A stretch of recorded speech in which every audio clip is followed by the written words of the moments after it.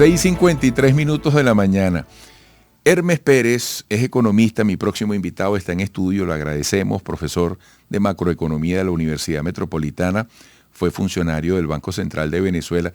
Hermes, rapidito aquí que te estoy conociendo, me dices que tienes hijos en Alemania, sí, y que tú le explicas a los alemanes, oye, lo poco, para no decir lo nulo, del respeto que hay entre venezolanos hacia el semáforo, y los alemanes no te pueden creer. Mira, es increíble. Buenos días, gracias por la invitación. Es increíble, mi hija tiene un novio alemán.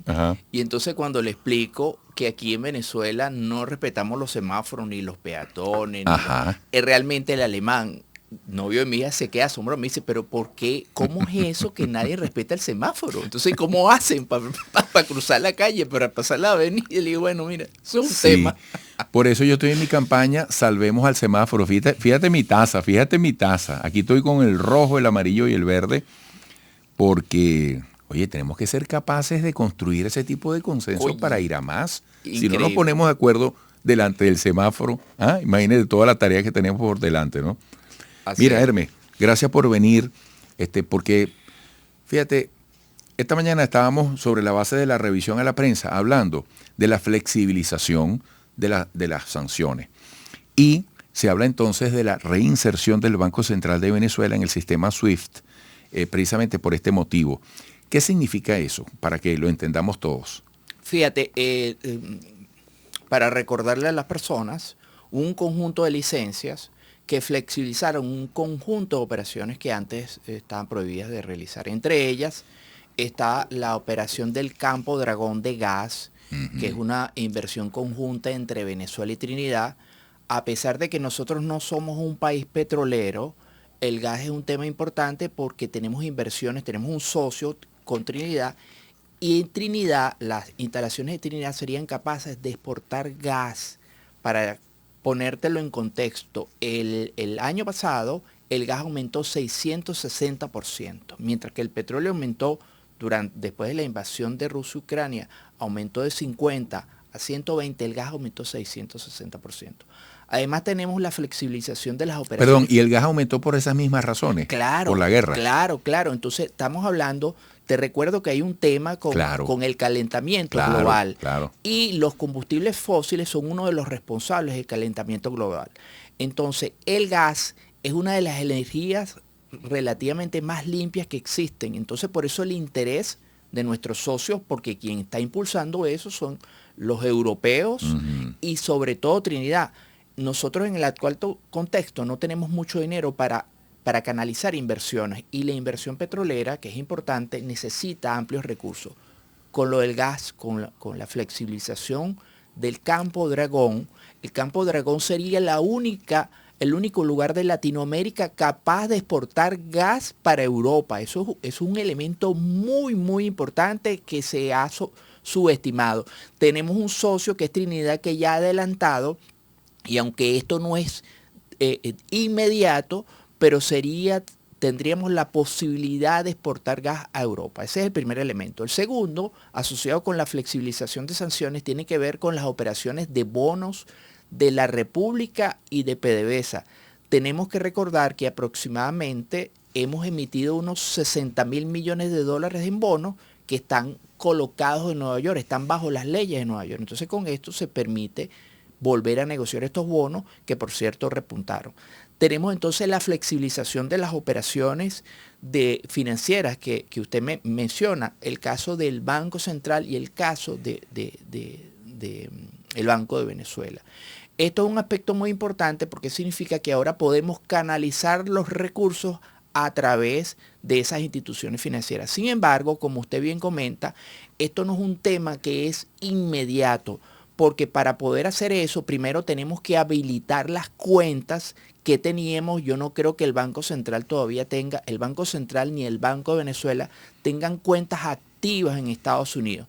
Tenemos primero, se tiene que reactivar la cuenta que estaba en el Tesoro de Estados Unidos. Nosotros teníamos una cuenta en el Tesoro de Estados Unidos, el Banco Central. El Banco Central tenía una cuenta, que esta es la más importante, en la Reserva Federal, con la cual se transferían los recursos, y además de eso necesitamos tener alguna cuenta en bancos corresponsales, 1, 2, 3 bancos. Teníamos cuentas en bancos corresponsales de Estados Unidos, y todas esas cuentas, si no están cerradas, por lo menos estaban paralizadas. Entonces tenemos que hacer las gestiones para volver a reactivar esas cuentas. ¿Ese procedimiento es expedito partiendo de los acuerdos? No necesariamente. No necesariamente. O sea, tampoco es que va a durar un año, pero tenemos que hacer las gestiones. Por ejemplo, tenemos que hacer las gestiones internas, tenemos que refrescar las firmas autorizadas, tenemos que refrescar las cuentas, tenemos que entonces nosotros a lo interno, hay un proceso operativo interno y un proceso legal interno. Después tenemos que enviar eso a Estados Unidos y entonces en cada una de las instituciones, en el Tesoro estadounidense, en la Reserva Federal de Estados Unidos y en los bancos que deseen hacer operaciones con nosotros, entonces ellos tienen que hacer toda una operación para validar eso. Eso pasa por algún compliance. Ellos tienen que revisar quiénes son las personas que están en la firma. Fíjate, hablamos de instituciones como el Banco Central, pero las instituciones están compuestas por personas y la licencia es clara al decir que, bueno, las personas que no estén autorizadas, que de alguna forma estén en la lista negra de los FAC, no pueden firmar las operaciones. Entonces, eso es un proceso que eso no es inmediato. Yo estimo, por ejemplo, que en el caso del Banco Central y de las operaciones asociadas con PDVSA, recursos asociados con esta flexibilización que puedan llegar por distintas vías se van a canalizar, yo estimo a finales de diciembre, no es inmediato. Ya. ¿Qué significa el sistema SWIFT?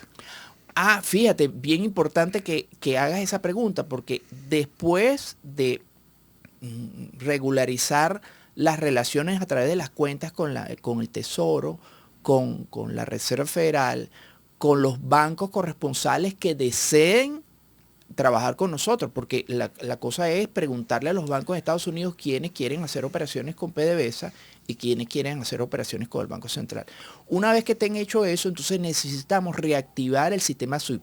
El sistema SWIFT es un sistema bancario internacional que canaliza todas las operaciones financieras o la mayoría de operaciones financieras que se realizan en este mundo.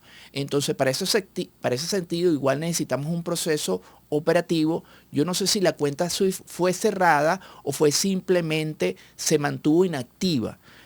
Vamos a partir de lo último, bueno, que la cuenta no se ha cerrado, que se mantuvo inactiva, pero eso pasa por un proceso de decir, bueno, ¿quiénes son las personas ahora que van a autorizar operaciones a través del sistema financiero internacional, que van a hacer la firma?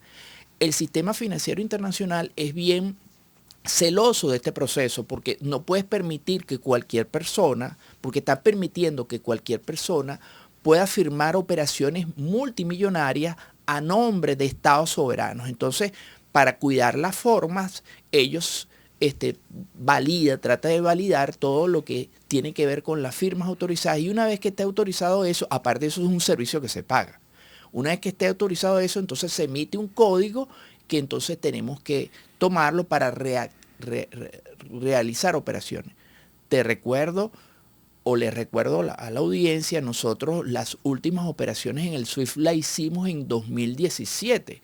O sea, tenemos algunos años sin hacer operaciones SWIFT. Hay una palabra en inglés que dice el know-how, o sea, perdimos un poco la práctica de hacer las operaciones. No es que tampoco vamos a pasar un año reaprendiendo, pero sí necesitas reentrenar a todas las personas que van a hacer eso. Eso no es un proceso de un día ni de una semana. Pero ya es un signo positivo, es un signo que nos debe llevar a expectativas optimistas el hecho de que se haya dado la reinserción de Venezuela al sistema SWIFT. No, fíjate. Producto de estos acuerdos. Mira, ya el hecho de que por lo menos se hayan firmado esas licencias, de alguna forma reafirma que hay alguna discusión entre el gobierno de nosotros y el gobierno de Estados Unidos. Estábamos peleados con la principal economía del mundo, entonces eso significa que ya estamos en conversa para resolver eso. Eso es ampliamente positivo. La flexibilización de las sanciones es ampliamente positivo. Sin embargo, tenemos que ser cautos en el sentido de que no podemos sobreestimar los efectos. ¿Que va a tener efectos positivos? Sí, no necesariamente inmediato. Los bonos es un efecto positivo inmediato. Lo del Campo Dragón, eso va a tener efectos a mediano plazo, pero es bien positivo. Y lo que tiene que ver con la posibilidad de recibir más ingresos, porque ahora podemos venderle a nuestro principal mercado, que es Estados Unidos, sin descuento, eso también estamos hablando de 30, 40% más de ingreso nada más por evitar los descuentos, eso es también positivo. Sin embargo, tenemos que recordar que esto está conforme, eso es una licencia por 6 meses. Ojalá no pase nada, ojalá se cumplan los acuerdos para entonces que esa licencia se pueda extender y que ya no necesitemos licencia, simplemente se permita las operaciones de manera regular. Amigos, estamos escuchando a Hermes Pérez, economista, profesor de macroeconomía de la Universidad Metropolitana, fue funcionario del Banco Central de Venezuela. En minuto y medio, Hermes, luego de este recorrido que has hecho, que incluye un aspecto económico, institucional, operativo, que repercute de estos acercamientos entre Estados Unidos y Venezuela. Pero fíjate, también hacías una alusión desde el punto de vista energético muy interesante sobre el tema del Campo Dragón. Un mensaje para los venezolanos, para los extranjeros que habitan este país y que queremos abrigar las mejores expectativas para el futuro inmediato. ¿Qué le dirías tú a esa gente que está trabajando a brazo partido, que sigue insistiendo en la construcción del futuro en Venezuela?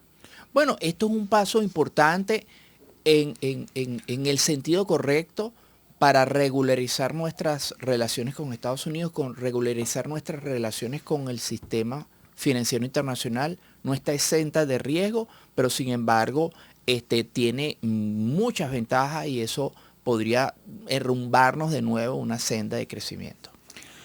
Bueno, te agradezco mucho, Hermes, y esperamos seguir contando contigo en el seguimiento a esta materia económica que debe ser del interés y el conocimiento de los venezolanos. Un gran abrazo.